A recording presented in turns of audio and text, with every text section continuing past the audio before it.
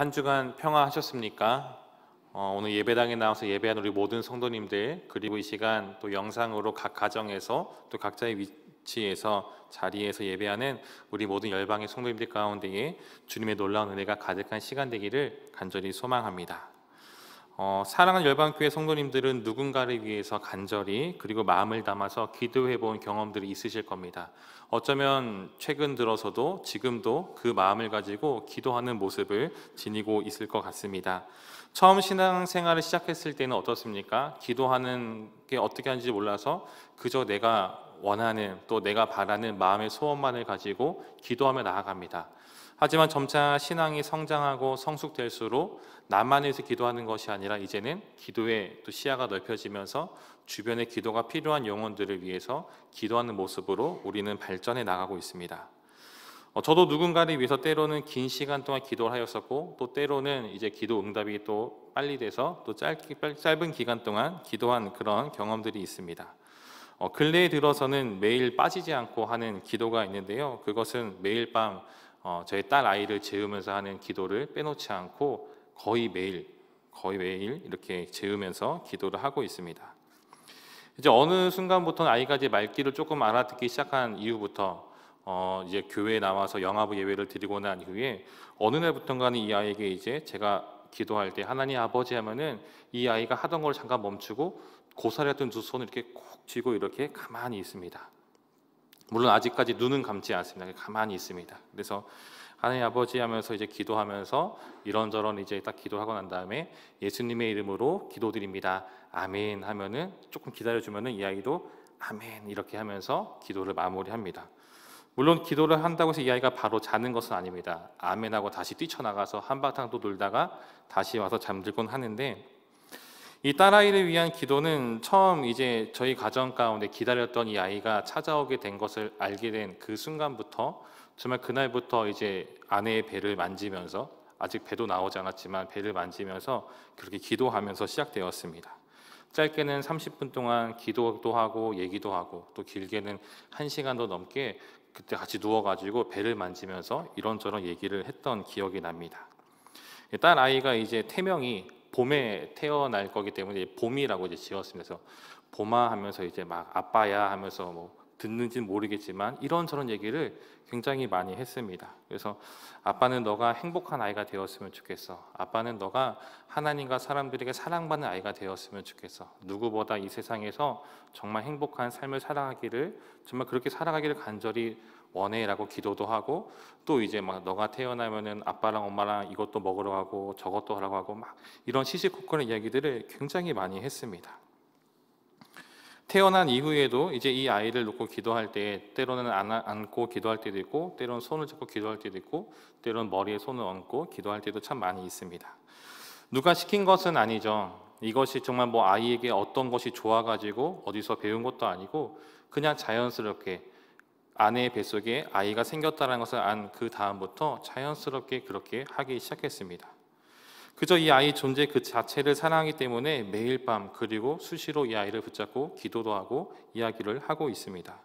아마 우리 열방의 성도님들도 자녀를 위해서 그리고 다른 누군가를 위해서 이처럼 누가 시키지 않았는데도 불구하고 정말 자연스럽게 기도하는 그런 경험들이 있으실 겁니다.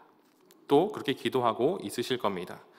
우리가 그렇게 기도하는 동기는 무엇입니까? 누가 억지로 시켜서 그렇게 기도하면 나에게 무언가 어떤 보상이 생기기 때문에 기도하는 것은 아닙니다.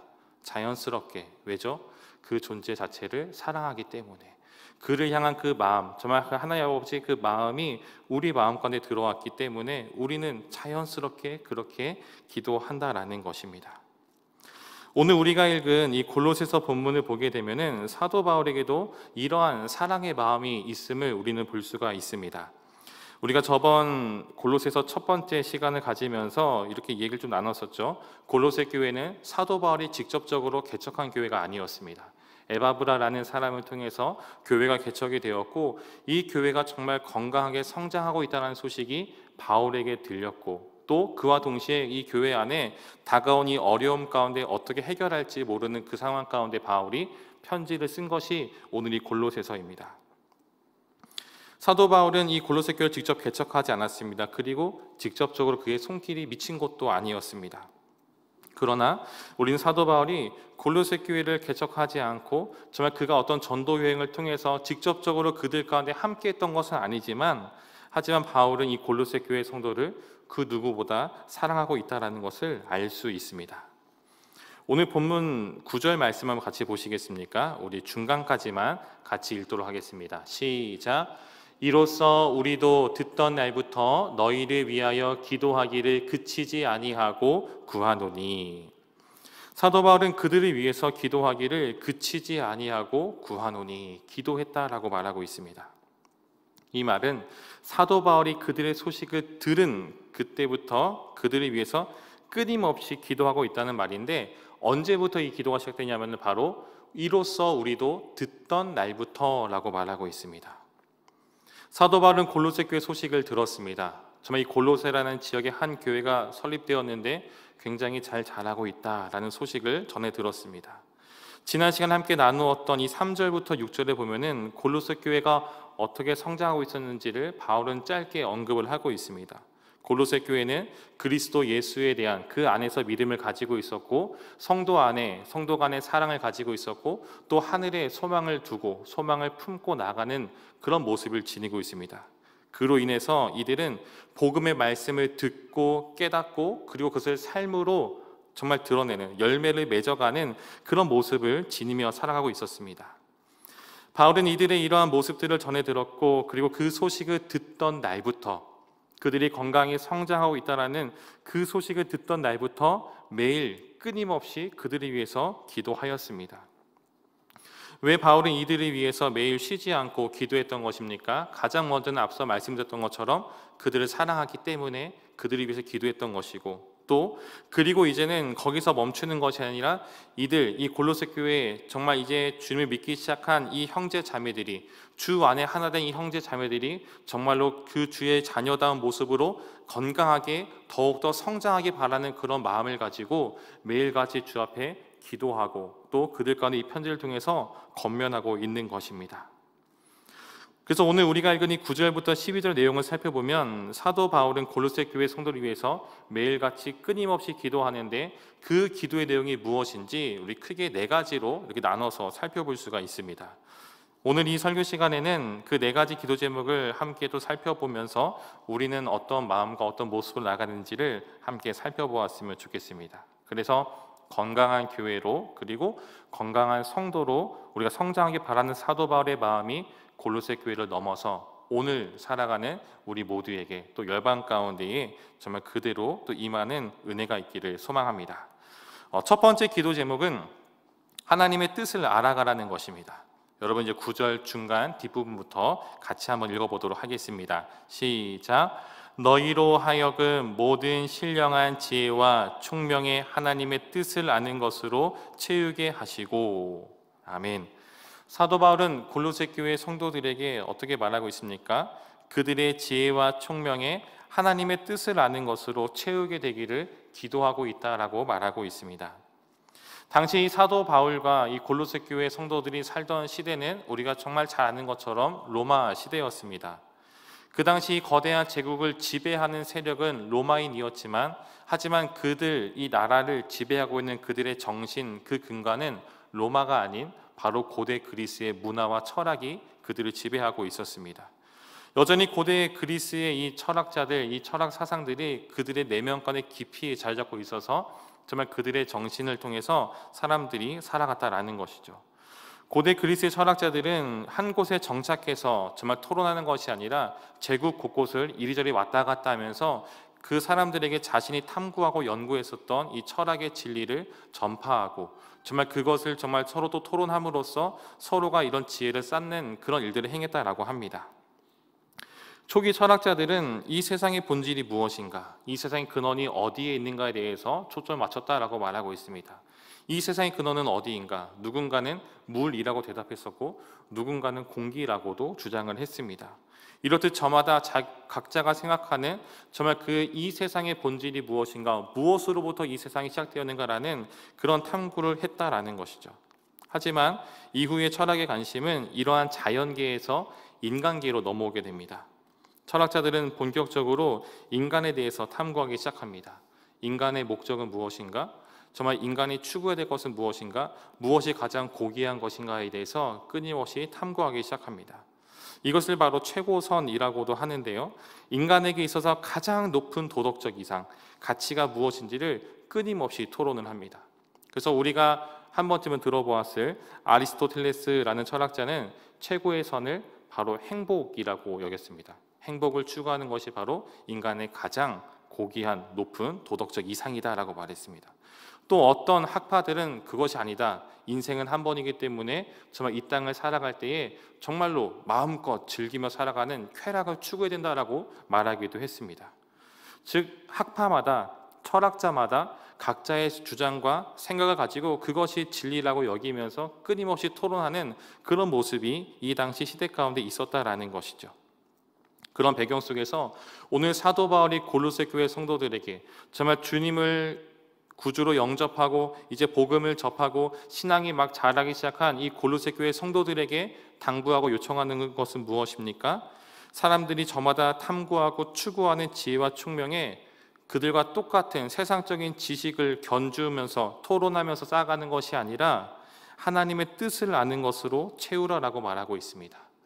사람들은 각자의 토론을 통해서 이것이 진리다, 이것이 인간이 추구해야 되는 것이다 라고 말하고 있지만 사도 바울은 그렇게 말하는 것이 아니라 하나님을 알아가는 것, 하나님의 뜻이 무엇인지를 그것을 위해서 살아가라라고 지금 말하고 있는 것입니다. 왜 하나님을 알아가는 것, 하나님의 뜻으로 채우라라고 말하고 있는 것일까요? 이것에 대해서 솔로몬은 우리에게 이렇게 가르치고 있습니다. 잠언 9장 10절 말씀을 같이 한번 읽도록 하겠습니다. 시작. 여호와를 경외하는 것이 지혜의 근본이요 거룩하신 자를 아는 것이 명철이니라. 아멘. 동서고금을 막론하고 가장 지혜 있다라고 말할 수 있는 이 솔로몬이 고백하는 말이 무엇입니까?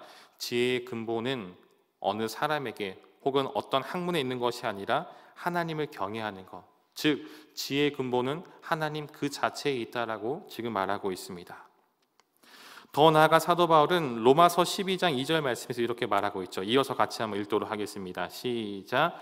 너희는 이 세대를 본받지 말고 오직 마음을 새롭게 함으로 변화를 받아 하나님의 선하시고 기뻐하시고 온전하신 뜻이 무엇인지 분별하도록 하라. 골로새서에서 사도 바울은 하나님의 뜻을 알아가라라고 말하고 있는데 로마서에서는 어떻게 덧붙이고 있냐면은 하나님의 선하시고 기뻐하시고 온전한 뜻이 무엇인지 분별하는데 그렇게 하기 위해서 행해야 될 것이 무엇입니까? 너희는 이 세대를 본받지 말고 라고 말하고 있습니다. 여러분 이 말이 무엇입니까? 하나님의 뜻을 알아가는 것과 정말 우리가 살아가는 이 세상, 이 세대는 동일한 선상에 있는 것이 아니라 정반대에 있다라는 것입니다. 우리가 하나님의 선하시고 또 기뻐하시고 온전하신 뜻이 무엇인지 분별하려면 이 세상을 본받지 말고 그들과 똑같이 살아가지 말고 그들과 똑같은 방법으로 나가는 것이 아니라 다른 모습이 필요하다라는 것입니다. 즉 구별됨이 있어야 한다라는 것이죠. 그렇기에 우리의 신앙이 자라고 있다면, 우리가 정말 건강하게 우리의 신앙이 성도로서 점점 자라고 있다면 우리 안에 무엇이 일어나야 됩니까? 바로 충돌이 일어나야 합니다. 방금 말씀드린 이 충돌은 초대교회 성도들이 겪었었던 어떤 나의 신체에 위협을 가하는 어떤 고난이나 핍박, 또 박해, 이런 것만 말하고 있는 것은 아닙니다. 그러한 외부적인 어려움도 있겠지만 오늘 살아가는 우리 시대에는 어떤 어려움이 있습니까? 도리어 그런 신체적인 어려움보다는 우리의 내면적인 어려움이 더 크게 작용하고 있는 것 같습니다. 이 세상의 가치관과 하나님의 뜻은 정말 정반대에 있기 때문에 우리 안에는 그에 따른 충돌이 일어나는 것이 정상이라는 것입니다. 그렇지만 우리는 그 모든 상황 속에서 무엇에 집중해야 됩니까? 그런 충돌을 우리가 당하지 않기 위해서, 충돌을 겪지 않기 위해서, 어려움을 겪지 않기 위해서 적절히 타협하고 적절히 우리의 뜻을, 신앙을 굽히고 잠시 눈을 가리고 가는 것이 아니라 그럼에도 불구하고 충돌이 일어난다 할지라도 꿋꿋이 우리가 알고 있는 이 복음을 따라 살아가는 모습이 우리 안에 있어야 한다라는 것입니다. 똑같이 세상의 가치관을 따라가는 것이 아닌 하나님의 뜻을 알아가는 것에 집중해야 된다라는 것이죠. 오늘 이 바울의 기도와 권면이 우리 모든 열방의 성도들 안에 있기를 간절히 소망합니다. 내 생각과 가치관이 아닌 하나님의 뜻이 무엇인지를 분별하고, 그리고 때론 그 발견된 또 분별한 그 뜻이 내 생각과 내 가치관, 세상적인 생각과 가치관과 충돌이 일어난다 할지라도 기꺼이 나의 것을, 세상의 것을 포기하고 내려놓고 주님을 붙들고 그 뜻을 정말 우리가 붙들고 나가는 모습이 있기를 간절히 소망합니다. 바울의 두 번째 기도의 제목은 모든 선한 일의 열매를 맺는 것입니다. 우리 10절 말씀을 같이 한번 읽도록 하겠습니다. 시작. 주께 합당하게 행하여 범사에 기쁘시게 하고 모든 선한 일의 열매를 맺게 하시며 하나님을 아는 것에 자라게 하시고. 바울은 이어서 이 골로새 교회 성도들이 기도할 때에 무엇을 위해 기도합니까? 모든 선한 일에 그들이 열매를 맺어가기를 소망하며 기도하고 있습니다. 우리가 정말 잘 아는 것처럼 예수님은 산상수훈을 통해서 열매로 그들을 알리라라고 분명히 말씀하셨습니다. 우리는 사람의 속을 알 수 없기 때문에 그 사람이 어떤 생각을 가지고 있는지, 정말 착한 사람인지 혹은 정말 이 사람이 정말 나쁜 사람인지 어떤 사람인지 우리는 알 수가 없습니다. 당장 우리 옆에 있는 사람을 둘러보아도 우리가 볼 때 정말 좋은 사람인데 이 사람이 진짜 좋은 사람인지는 우리는 알 수 없다라는 것이죠. 하지만 우리는 정말 그 사람의 속을 깨뜨려 볼 수 없지만, 하지만 우리의 중심을 깨뜨려 보시는 분이 계시기에 우리는 어떤 마음을 가지고 또 어떤 삶을 살아가야 되는지 항상 우리는 염두에 두고 살아가야 된다는 것입니다. 그리고 우리의 삶을 통해서 우리 안에 열매를 맺게 되는데, 사도 바울은 골로새 교회 성도들에게 어떤 열매를 맺으라라고 말하고 있습니까? 모든 선한 일에 열매를 맺으라라고 말하고 있습니다. 삶을 살아간 동안에 선한 일을 행함으로써 선한 열매를 맺어가라라고 말하고 있습니다. 그런데 우리는 여기서 자칫 오해할 수 있습니다. 우리의 노력으로 얼마든지 선한 일을 행하고 선한 열매를 맺을 수 있겠구나라고 우리는 오해할 수 있습니다.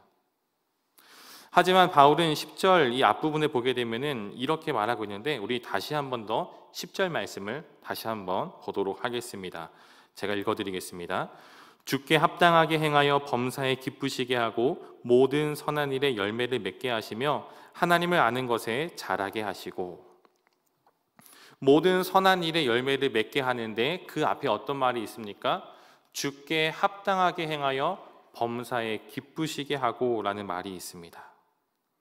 하나님 앞에 합당하게 행동하여 항상 하나님 보실 때에 하나님을 기쁘시게 하는 모습이 있어야 한다는 것이죠. 근데 여기서 주께 합당하게 행하여라고 말할 때 이 행하여라는 단어가 사실 원래의 의미를 좀 살펴보면은 이 단어에는 걷다, 혹은 걷는다, 두루 다니다라는 뜻을 가지고 있습니다. 즉 주께 합당하게 행하여라는 말의 원의미를 조금 살려서 우리가 조금 바꿔 생각해 보게 된다면, 성도의 걸음, 성도의 행보는 주님께서 보실 때에 합당한 모습으로 나아가야 된다는 것입니다. 우리가 지금 걷고 있는 이 길이 내 속에 있는 옳은 대로 행하는 것이 아니라 주님께서 보시기에 합당한 그 길을 걸어가야 한다는 것이죠. 그리고 그 길을 걸어갈 때 주님께서 보실 때에 주님께서 정말 보시기에 합당한 길을 걸어갈 때에 바로 그 걸음이 하나님을 기쁘시게 하는 것이다 라는 것이죠. 더 나아가 하나님을 기쁘시게 하며 하나님 보시기에 합당한 걸음 속에서 우리는 믿음의 선한 열매를 맺어가야 합니다. 바로 이것이 앞서 말한 하나님의 뜻을 알아가는 것이고 또 그것이 우리 안에 체화되어 나타난다라는 것입니다. 사랑하는 성도 여러분, 지금 우리는 무엇을 향해서 그리고 어디를 향해서 걸어가고 있습니까? 그리고 그 걸음 속에서 우리는 어떤 열매를 맺어가고 있으십니까? 주님께서 기뻐하시는 정말 그 열매를 주렁주렁 맺으며 나가고 있습니까? 아니면 정말 하나님께서 너무도 원치 않고 증오하시는 정말 그 반드시 벌을 받아 마땅한 그런 악한 열매를 맺어가고 있습니까? 우리의 모든 걸음들이 하나님 보시기에 기쁨이 되고 또한 우리의 삶이 하나님께서 원하시는 선한 열매를 맺어가기를 주님의 이름으로 간절히 축원드립니다. 바울의 세 번째 기도 제목은 모든 능력으로 능하게 되는 것입니다. 사도 바울은 골로새 교회 성도들이 기도할 때에 정말 이들 안에 전능하신 그 하나님의 능력에 힘입어서 그들이 행하는 모든 것들이 능하게 되기를 간구하고 있습니다. 하나님의 능력에 힘입어 살아가기를 간구한다라는 것이죠. 여러분, 이 문구만 들으면 어떻습니까? 굉장히 우리의 마음이, 우리의 가슴이 조금 두근거리면서 좀 뛰지 않습니까? 우리도 전능하신 하나님의 능력에 힘입어서 내가 원하고 내가 바라는 그런 모든 것들이 이루어진다. 정말 하나님의 능력에 힘입어서 거칠 것 없이 정말 내가 원하는 대로 모든 것이 정말 딱딱 이루어진다면 얼마나 좋을까요? 지금 한국교회 안에 다가온 이 위기 속에서 정말 전지전능한 하나님의 능력을 힘입어서 안 좋은 모든 언론들을 다 뒤집어 엎어버리고 안 좋은 시선들, 그런 마음들을 다 쓸어버리고 정말 이 한국교회를 향한 이 막하고 모든 나쁜 부정적인 모든 것들을 다 몰아낸다면 얼마나 우리가 신앙생활하는 것이 조금 더 수월하겠습니까? 하지만 바울이 기도하는 이 기도의 내용은 그런 의미를 가지고 있지 않습니다. 여러분 11절 말씀을 우리 한번 같이 읽도록 하겠습니다. 시작. 그의 영광의 힘을 따라 모든 능력으로 능하게 하시며 기쁨으로 모든 견딤과 오래 참음에 이르게 하시고. 아멘. 그의 영광의 힘을 따라 모든 능력으로 능하게 하시며. 여기까지만 읽는다면 굉장히 절로 고개가 끄덕여질 것입니다. 그런데 그 뒷부분은 보면은 어떤 말이 이어지고 있습니까? 모든 능력으로 능하게 하시며 모든 대적들을 몰아나게 하시며 라고 말하고 있지 않습니다. 모든 어려움을 물리치게 될 것이며 라고 말하고 있지도 않습니다. 오히려 정반대죠. 그렇게 모든 능력으로 능하게 하셨는데 그 다음 이어지는 말은 모든 견딤과 오래 참음에 이르게 하시고 라고 말하고 있습니다. 뭔가 더 엄청난 것이 나와야 될 것 같은데 도리어 바울이 그 이어서 기도하는 것은 모든 견딤과 오래 참음에 이르게 하시고 라고 말하고 있죠. 성경학자인 톰 라이트는 이 견딤과 참음에 대해서 이렇게 정의하고 있습니다. 견딤은 불가능해 보이는 상황을 믿음, 소망, 사랑으로 대하는 태도라고 말하고 있습니다. 그러니까 견디다라는 것은 우리의 힘으로 어떻게 해볼 수 없는 그런 불가능해 보이는 상황 가운데에 믿음과 소망과 사랑을 가지고 우리 안에 품고 그 상황을 마주한다라는 것입니다. 그렇기 때문에 견딜 수 있다라는 것이죠. 참음은 불가능해 보이는 사람을 믿음, 소망, 사랑으로 대하는 태도라고 말하고 있습니다. 내 힘으로 어떻게 할 수 없는 그런 사람들, 때로 나의 신앙을 힘들게 하고 어렵게 하는 그런 사람들에 대해서 우리가 믿음과 소망과 사랑을 품고 그들 가운데 참음으로 대한다라는 것입니다. 하나님의 전지전능한 능력을 힘입었으면 그에 걸맞는 정말 놀라운 영광과 권능과 능력이 정말 나가야 될 것 같은데 고작 이 전지전능한 능력에 힘입어서 하는 것이 무엇입니까? 고작 참고 견디라라고 말하고 있습니다. 우리 이것을 볼 때 사도 바울에 대해서 의문을 가질지도 모릅니다. 아니 사도 바울 선생님 정말 그렇게 말은 이분 정말 너무 번지를 말하면서 결국 한다는 말이 상황 가운데 참고 견디십시오라고 말한다는 것은 너무 무책임한 것 아닙니까? 라고 우리는 반문할지도 모릅니다. 그런데 여러분 바울이 권면하고 있는 모습, 모든 능력, 하나님의 모든 능력에 힘입어서 모든 상황 가운데 참고 견디는 이 모습이 누구의 모습이 연상되고 있습니까? 바로 우리 주님의 모습이었다라는 것이죠. 충분히 하나님의 아들로서 또 하나님 그 자체로서 정말 세상 모든 것을 주관하고 만물을 정말 주관하고 다스리시는 권세와 권능이 있으신 그 주님께서 이 땅에 오셔서 어떻게 살아가십니까? 자신이 만든 피조물의 손에 조롱도 당하시고 희롱도 당하시고 또 고문도 당하시고 결국에는 십자가에 못 박혀 죽으시지 않습니까? 예수님이 십자가에 매달려 죽으시는 그 순간까지도 자신이 가지고 있는 그 능력을 단 하나라도 사용하지 않으셨습니다. 그 고통을 정말 잠시라도 잊게 할 수도 있었음에도 불구하고 당장이라도 정말 그 자신을 못 받고 희롱하고 때리고 침뱉은 그 로마 군인들을 쓸어버릴 수 있을 능력이 있음에도 불구하고 정말 사사건건 예수님을 쫓아와서 시비를 걸었던 대제사장들과 서기관, 바리새인 이 모든 종교 지도자들 그리고 그들과 함께 있었던 이스라엘 사람들을 한순간에 천사들을 동원해서 다 쓸어버릴 수 있을 만한 능력을 가지고 있음에도 불구하고 우리 주님은 끝까지 견디고 끝까지 참는 모습을 보여주셨다라는 것이죠. 그것이 바로 우리 주님의 겸손이며 사랑입니다. 하지만 여러분, 이 견딤과 참음의 끝이 무엇입니까? 그 누구도 알아주지 않고 그 누구도 정말 무시하는 그 상태로 끝나는 것이 아니라 빌립보서 2장 8절부터 10절에 보게 되면은 이렇게 말하고 있습니다. 제가 한번 읽어드리겠습니다. 사람의 모양을 나타나사 자기를 낮추시고 죽기까지 복종하셨으니 곧 십자가에 죽으심이라. 이러므로 하나님이 그를 지극히 높여 모든 이름 위에 뛰어난 이름을 주사 하늘에 있는 자들과 땅에 있는 자들과 땅 아래에 있는 자들로 모든 무릎을 예수의 이름에 꿇게 하시고.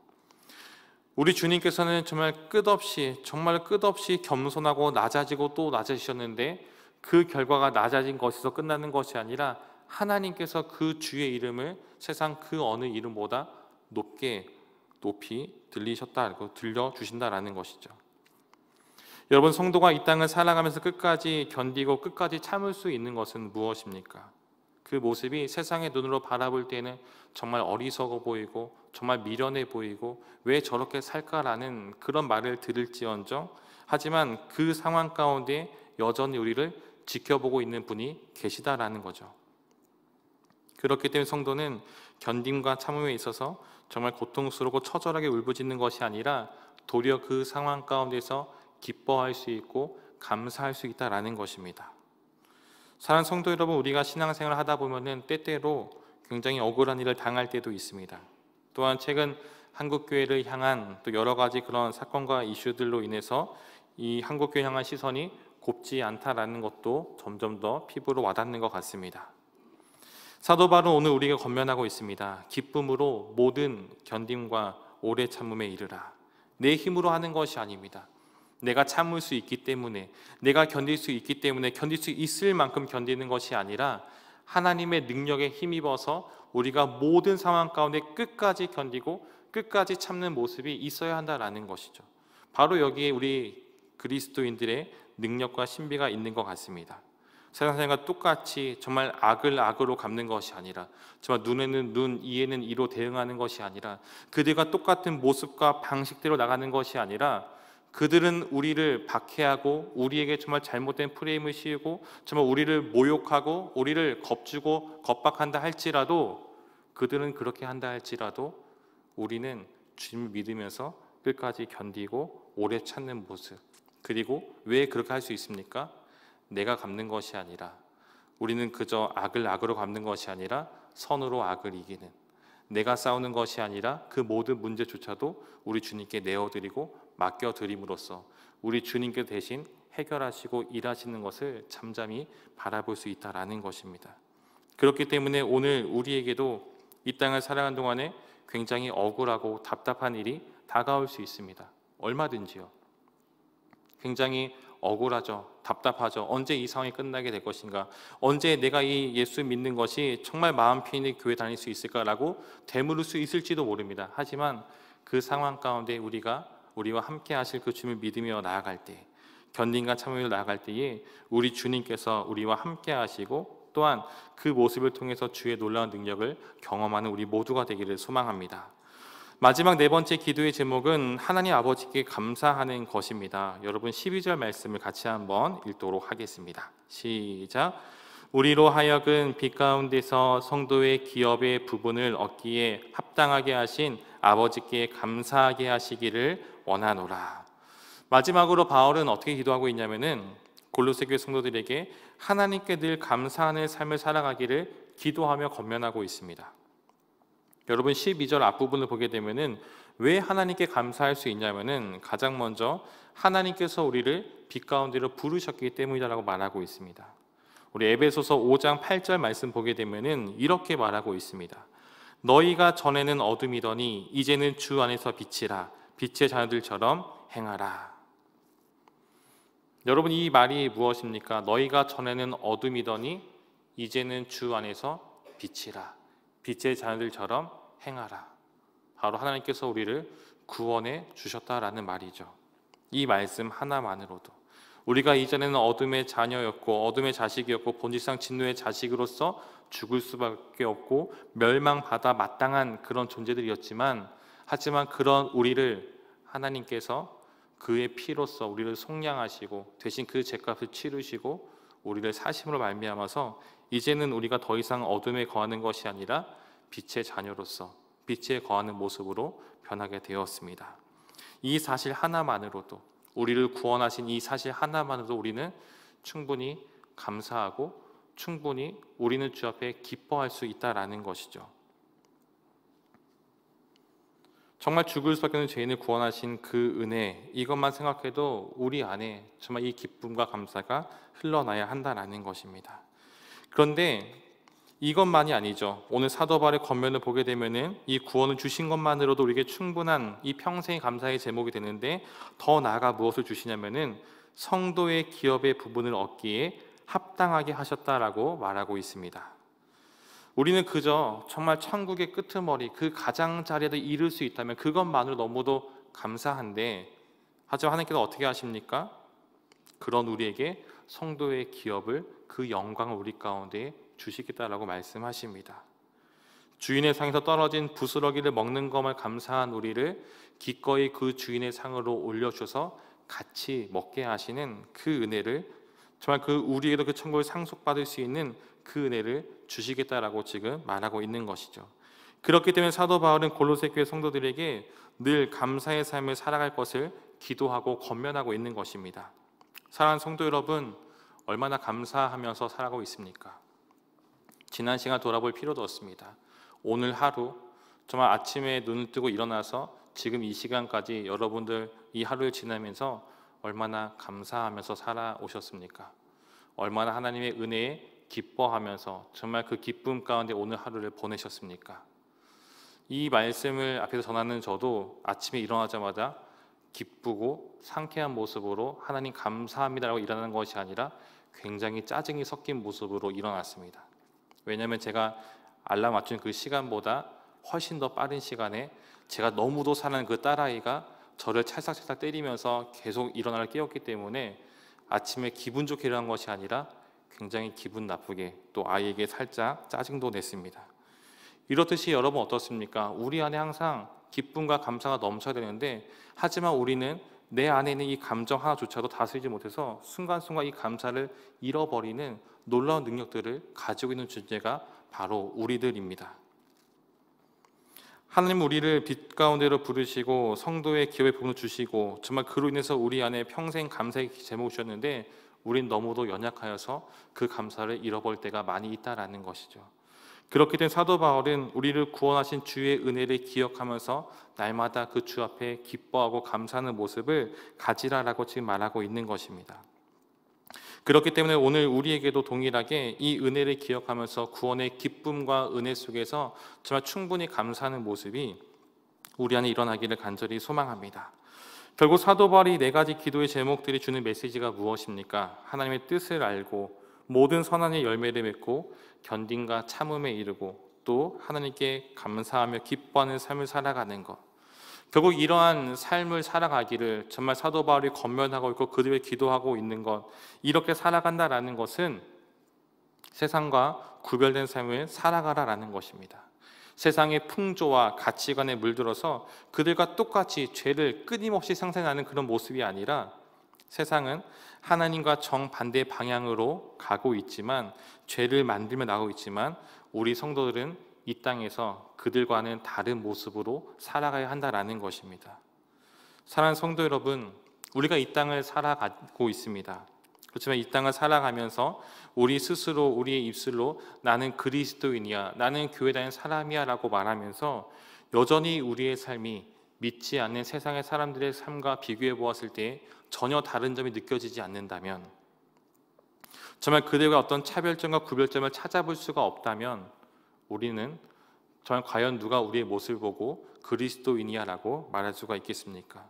스스로 고백하는 것이 아니라 주변이 보았을 때에도 저 사람은 그리스도인이라고 말할 수 있는 사람의 모습이 있기를 간절히 소망합니다. 물론 세상과 다른 방식으로 또 다른 모습으로 살아간다는 것은 우리의 삶 가운데 크고 작은 충돌을 가져오게 되어 있습니다. 그렇지만 그 충격을 두려워하여서, 그 충돌을 두려워하여서 정말 그 모든 관계가 깨어질 것을 걱정하고 두려워하고 내 삶의 어떤 일부분이 무너질 것을 두려워하고 걱정하면서 적절히 타협해가며 살아가는 것이 아니라, 하나님께서 원하시는 모습대로 살아가는 모습이 있기를 간절히 소망합니다. 우리 안에 세상과 적절히 타협하면서 조금씩 눈을 가리면서 살아간다면 처음에는 그것이 우리가 얼마든지 그것으로부터 돌이킬 수 있다라고 여길지 모르지만 언젠가 그것이 우리 가운데 부메랑처럼 다시 날아온다라는 것을 기억해야 합니다. 사랑하는 성도 여러분, 우리는 그리스도인입니다. 세상에 속한 사람이 아닌 하늘에 속한 사람, 세상의 가치관대로 살아간 사람들이 아닌 하나님의 뜻을 깨달아 그 뜻대로 살아가는 그 사람들이 바로 우리들입니다.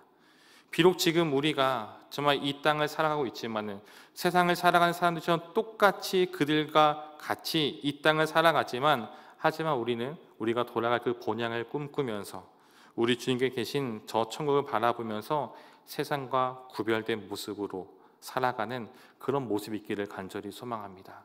그로 인하여서 정말 주님 보실 때 우리 주님께서 기뻐하시고 정말 먼 훗날 우리 모두가 천국에 그 주 앞에 올라가게 되었을 때에 주님께서 우리를 꼭 안아주시면서 정말로 우리를 위로하시고 우리를 안아주시는 그 모습을 또 우리가 기대하면서 오늘 하루 또 우리가 앞으로 남은 모든 삶 가운데 세상으로부터 구별된 성도다운 삶을 살아가는 모습이 있기를 주님의 이름으로 간절히 축원드립니다.